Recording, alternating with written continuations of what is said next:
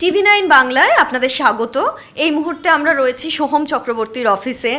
আমরা সবাই জানি সোহম, এবার তুমি করিমপুর থেকে সবুজ শিবিরের প্রার্থী ছিলে, তুমি নির্বাচনে লড়েছিলে, জয় আসেনি। কিন্তু এই মুহূর্তে আমরা যে জিনিসটা নিয়ে কথা বলতে চাই, যে ঘটনার কথা আমরা শুনলাম, সেটা হচ্ছে যে তোমাকে লাইফ থ্রেট দেওয়া হচ্ছে, মানে তোমাকে প্রাণনাশের হুমকি দেওয়া হচ্ছে। যদি তুমি একটু বলো বিস্তারিত। অ্যাকচুয়ালি এটা একটু বিস্তারিতভাবে বলতে হবে। সেটা হচ্ছে 2018 সালে ছবিটির যে করার কথা ছিল সেই ব্যানারের নাম ছিল ত্রিনা ফিল্মস। তো সেই সময় তার যে কর্ণধার, তার নাম তরুণ দাস। তো সুতরাং 2018-তে ওনাকে আমি দেখিনি। ওনার হয়ে ওনার ইপি এসছিলেন এবং এসছিলেন হচ্ছে ছবির পরিচালক বা পরিচালিকা মহুয়া চক্রবর্তী, এবং ওনারা এসে আমাকে গল্প শোনান। মহুয়ার সঙ্গে আমার কথা হয়, পছন্দ হয়, এবং as a token of advance আমাকে ব্লক করার জন্য, এটা জানো তোমরা যে হ্যাঁ একটা চেক দেওয়া হয়, দ্যাট ইজ অফ 15 lakhs।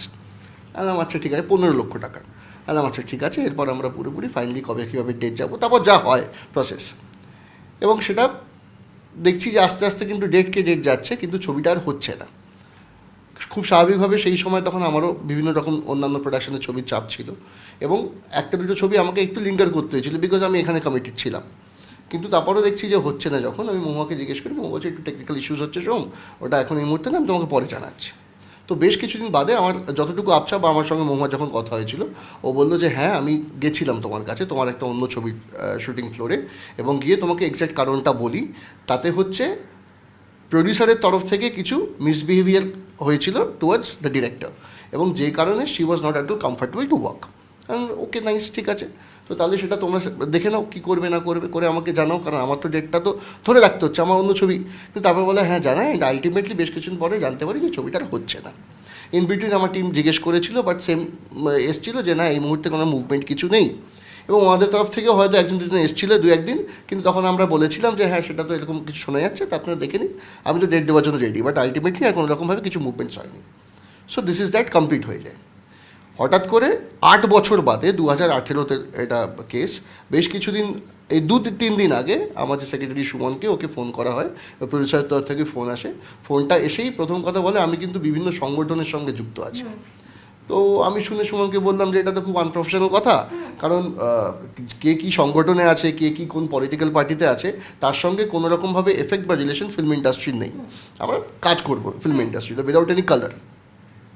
তো তারপর বলে যে না আমার সঙ্গে দেখা করতে চাই, নইলে ব্যাপারটা উনি লিগালি দেখবেন, অমুক তমুক দেখবেন, ঠিক আছে, এবং খুব অভব্য কথা, অশালীন কথাবার্তা কিছু ইউজ করে। আমি দেখ ওনাকে একবার ডেকে পাঠা, আমি দেখি ওনার সঙ্গে কথা বলি।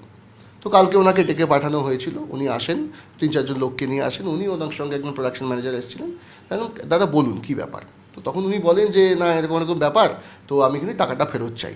দাদা এভাবে হয় না, আপনাকে সেই সময় চাক্ষুষই আমাকে দেখিনি। 1 নম্বর, চাক্ষুষ দেখা তো দূরের কথা, আপনার সঙ্গে ওভার দ্য ফোন একবার কথাও হয়নি, যেখানে আমি ছবির প্রোটাগনিস্ট, যেখানে ডিরেক্টর প্রডিউসারের সঙ্গে ডিরেক্ট আমাদের কথা হয়, সেখানে আপনি সেইটুকুও সময় বোধ করেননি যে আপনি আমাদের ফোন করবেন বা কথা বলবেন। তো সেখানে যেহেতু আপনার ইপিএস ছিল তার সঙ্গে কথা, এবং সেই সময় মহুয়ার সঙ্গে কথা হয়েছিল, এবং এই রিজনে কিন্তু ছবিটা হয়নি। বলে না মহুয়া মিথ্যে কথা বলছে। আমি একদম ডাইরেক্টলি ওনার সামনে মহুয়াকে ফোনটা করে স্পিকারে ধরাই, এবং মহুয়া তখন বলে যে না এই তোমার ডেটের কোনো কারণই নয়, কারণটা হচ্ছে কিছু উনি বিহেভ করেছিলেন, মিসবিহেভ করেছিলেন, এবং আরও কিছু ওনার পার্সোনাল অ্যাসপেক্টস তুলে ধরেন, যেটা আমার এখন বলবো না আমি। তো সুতরাং সেই কারণে ছবিটা হয়নি। ও ডাইরেক্ট বলে, আমি একটা ইয়ে দিয়ে বলে মহুয়া তোমার সঙ্গে কোর্টে দেখা হবে, এবং খুব বাজে body language, arrogant body language. আমি দেখে খুব অবাকই হয়েছি, এখানে বসে তিনি এত অ্যারোগেন্স দেখিয়ে যাচ্ছেন। তো এনিওয়েজ সেটা ক্লিয়ার আউট হয়ে যায়। তো তারপর বলা হয় যে আপনি কী করবেন। আমি বললাম আমার পক্ষে একটাই সম্ভব এই মুহূর্তে, যে সেটা হচ্ছে আপনার তো টাকা তো এইভাবে দেওয়া সম্ভব নয়, কারণ আমি আপনার জন্য একটা টাইম পিরিয়ড ধরে রেখেছিলাম, একটা দুটো ছবি সেটা ক্যান্সেল করেছি, সেই কম্পেনসেশনটা করতে হয়, এবং এটা হয়ও না। আর দ্বিতীয়ত আপনি যদি বলেন নিয়ারেস্ট ফিউচার, আপনি যদি কাল থেকে বলেন তো কাল থেকেই আমি ছবিটা করতে রাজি আছি, ঠিক আছে, আপনি মহুয়ার সঙ্গে কথা বলে নিন, বা একান্তই যদি সেরকম হয় আপনি অন্য ছবি অন্য গল্প নিয়ে আসুন আমার কাছে, বা অন্য পরিচালক, হ্যাঁ সেই টেকনিক্যাল টিম আমার পছন্দ মতন হতে হবে, সেটা একটা, সেটা আমরা মিউচুয়ালি ডিসকাস করে নেব। আর সেকেন্ডলি যেটা হবে, আমি সেই সময় যে রেমুনেশনটা নিতাম সেই রেমুনেশনেই আমি কাজ করব। এটা তো হয় না যে 8 বছর আগে যেটা নিতাম সেটা 8 বছর বাদে নেব। তো সুতরাং আমি আপনার সঙ্গে এই মতো কথা দিচ্ছি এখানে বসে, যে আপনাকে আমি সেই রেমুনেশনেই কাজ করে দেবো, রাদার যে 15 লক্ষ টাকা আপনি আমাকে অ্যাডভান্স করেছেন সেটাও ডিডাক্ট করেই হবে, ঠিক আছে। তাতে উনি বলেন যে না, তাতে তো এটা প্রপোজালটা ঠিক আছে, কিন্তু এতে আমার জ্বালা কী করে মিটবে। সাহেব, এটা তো আমার করার কিছু নেই। আর আপনি যে বলছেন আমি নানান রকমভাবে বিজি হয়ে পড়েছিলাম পলিটিক্যালি, তো সেটার সঙ্গে তো কোনো সম্পর্ক নেই। আমি আরও বিজি হয়ে পড়েছিলাম 2021 থেকে। আর আপনি বলছেন নিজে, আপনি বললেন মুখে 2020-তে আপনি বাইরে চলে যাবেন, চলে গেছেন। তো 18 থেকে 20 অবধি, ঠিক আছে, এই সময়টা কী করছে? 2 বছর না আপনি ডেট দেননি। এখন স্যার আমি এত বিজি নই যে আমি 2 বছর ধরে ডেট দিতে পারবো না, ঠিক আছে, এটা হয় না। আর আমরা তো ছবিটাই ব্রেড অ্যান্ড বাটার, তো সুতরাং আমরা ভালো ছবি চাইছি, আমরা ছবি তো চেয়েছি। এবার কী কারণে আপনার হয়নি, আপনি কোথায় ব্যবসায় লস খেয়েছেন, আপনি বাইরে চলে গেছেন, সেটা কি কোনো কারণে আমার রেসপন্সিবিলিটি না আমার লুকআউট? এই কথোপকথনে একটা মতবিরোধ হয় আমরা বুঝতে পারছি, তারপরে উনি তোমাকে ফোন করে প্রাণনাশের হুমকি দিয়েছেন। কিছুক্ষণ বাদে তারপর উনি চলে গেলেন। না, তাহলে বুঝতে পারছি স্যার আমি অপারক, আমার কাছে যেটুকু অপশান আমি দাদা আপনাকে এইটুকু বলতে পারছি, এর বাইরে আমার কিছু হবে না। হ্যাঁ ঠিক আছে বলে উনি বেরিয়ে যান। বেশ কিছুক্ষণ বাদে উনি ফোন করেন, যেটা আমি তোমাকে কল রেকর্ডটাও দিতে পারি বা তুমি শোনাতেও পারো তোমার চ্যানেলের মাধ্যমে। তো বক্তব্য হচ্ছে এইটাই, তারপর সেখানে তীরধনুক চলবে, খেলা হবে, ঠিক আছে। এবং আমাদের এই মুহূর্তে মাননীয় মুখ্যমন্ত্রী পশ্চিমবঙ্গের শুভেন্দু অধিকারী মহাশয়ের নাম নিয়ে, যে এখন উনি চলে এসছেন, যারকে আমি কোলে উঠেছি ছোটোবেলায়, উনি তার নাম রূপা আন্টি, রূপা গাঙ্গুলির নাম নিয়েও সেই আন্টির নাম নিয়েও উল্টোপাল্টা বলে। এখন রূপাদি পুরো ইন্ডাস্ট্রি দেখছে, এইসব বুঝে নেবো, অনেক কিছু হয়েছে, আর তুমি এত বছর সন্ত্রাস করেছো, আপনার সঙ্গে আমি কী করলাম আর কী সন্ত্রাসটা করলাম, না সব বার করবো, সেটা আমি তোমাকে দেবো, তীরধনুক চলবে। হ্যাঁ, অনেকে এবং আমার কাছে যাওয়ার আগে বলে আমি বুঝতেই পারছি আমার ইপিফিপি অনেক ঝুলিয়েছে, তো ওপেনলি ডিরেক্ট এরকম বলেন থাক এই এটা হবে, মানে সেটা ঘুরিয়ে ইনডিরেক্টলি আমাকেও বলেছে, এবং যেভাবেই যাই হোক না কেন। সাহেব এইগুলো বলার এখানে কোনো অপ্রাসঙ্গিক, এবং উনি খুব স্ল্যাং ল্যাঙ্গুয়েজ ইউজ করে ফোনে কথাগুলো বলেন। এবং উনি কি নিজে জয় শ্রীরাম বলছিলেন নাকি তোমাকে বলছেন জয় শ্রীরাম বলো, এটা স্লোগান দিচ্ছিলেন জয় শ্রীরাম, ঠিক আছে। তো বলছেন তো জয় শ্রীরাম তো কারোর পৈতৃক সম্পত্তি নয়, রামটা তো আমার মনে, এবং বলছে যে অনেক জয় বাংলা হয়েছে, বাংলাদেশিগিরি হবে না, ঠিক আছে। তা আমিও তো একজন হিন্দু ঘরের ব্রাহ্মণ ছেলে, তা হঠাৎ করে আমি জয় বাংলা বলেছে বলে যে বাংলাদেশি হব, এটা তো কোথাও লেখা নেই। আর জয় শ্রীরাম বলতেও আমার কোনো আপত্তি নেই, ঠিক আছে। রাম ঠাকুর, শিব ঠাকুর আমরা সবাই আমরা পুজো করি, মা কালী আমি ভক্ত, তুমি দেখতেই পাচ্ছ।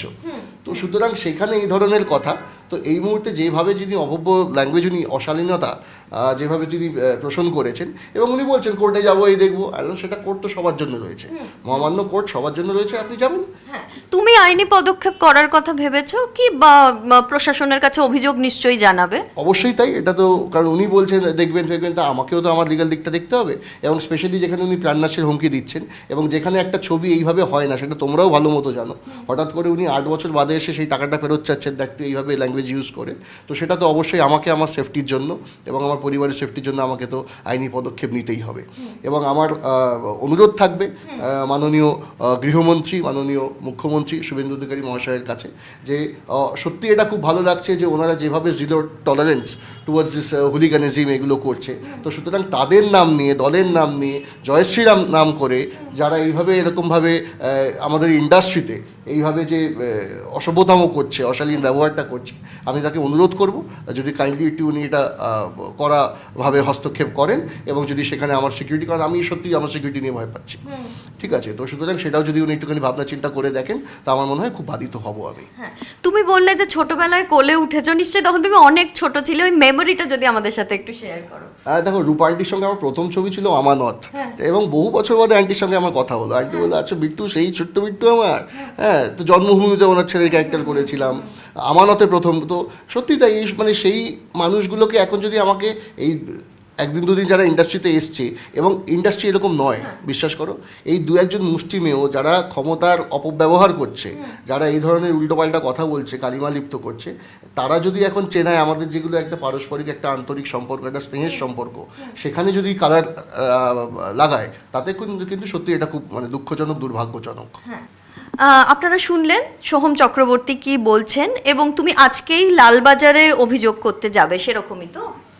আমি যাবো, অবশ্যই আইনিভাবে পদক্ষেপ তো নেবো, কারণ যেভাবে লাইফটা দিচ্ছেন উনি নিজেও বলছেন উনি আইনত দেবেন, তা ঠিক আছে, উনি আইন তো সবার জন্য।